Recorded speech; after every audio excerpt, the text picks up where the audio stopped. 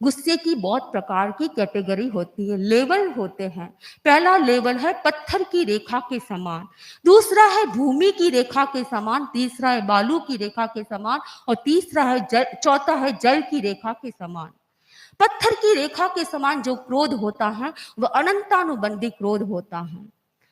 दूसरा भूमि की रेखा अप्रत्याख्यान क्रोध भूमि की रेखा के समान, प्रत्याख्यान क्रोध है वह बालू की रेखा के समान और संजलन क्रोध है वह जल की रेखा के समान है। बंधुओं, आप चिंतन करिए कि कौन सा लेवल मेरे कषाय का है।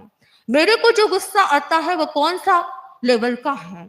भूमि की रेखा पत्थर की रेखा के समान है या भूमि की रेखा के समान है या मेरा बालू जल की रेखा के समान है।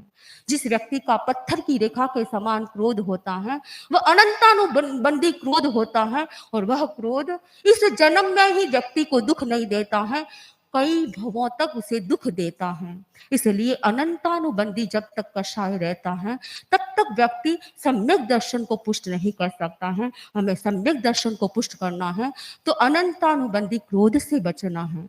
दूसरा है अनंतानुबंधी मान, अहंकार तीव्र होता है तब भी व्यक्ति अपने आप को बहुत बड़ा मानने लगता है, दुनिया का सर्वश्रेष्ठ व्यक्ति मानने लगता है। वह सोचता है मेरा जैसा कोई दुनिया में व्यक्ति नहीं है।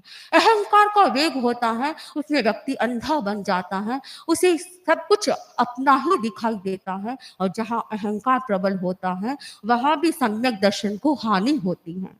तीसरा है माया। जब माया प्रबल होती है, माया छलना का भाव जब व्यक्ति के भीतर होता है वह दूसरों को फंसाने का प्रयास करता है। परंतु बंधुओं, जब माया करता है व्यक्ति वह दूसरों को नहीं अपनी आत्मा को फंसाता है और अपनी आत्मा को ही गर्त में लाता है। इसलिए हमें ये चिंतन करना है, क्योंकि पूर्वम चिंता प्रयोगस्य समय जायते भयम। अर्थात जो व्यक्ति झूठ माया सहित झूठ बोलने का प्रयास करता है वह पहले चिंताग्रस्त होता है और उसके बाद जब वह प्रयोग करता है उस समय भय रहता है कि मैं झूठ बोल रहा हूँ, माया कर रहा हूँ, कहीं पकड़ा गया तो क्या होगा, और बाद में उसे पश्चाताप करना पड़ता है। इसलिए हमें छलना, माया, झूठ इन सब से बचने का प्रयास करना चाहिए यदि आत्मा को निर्मल बनाना है, मोहनीय कर्म को हल्का बनाना है। और लोभ, जब तीव्र लोभ होता है तब व्यक्ति चक्षुष्मान व्यक्ति भी अंधा बन जाता है,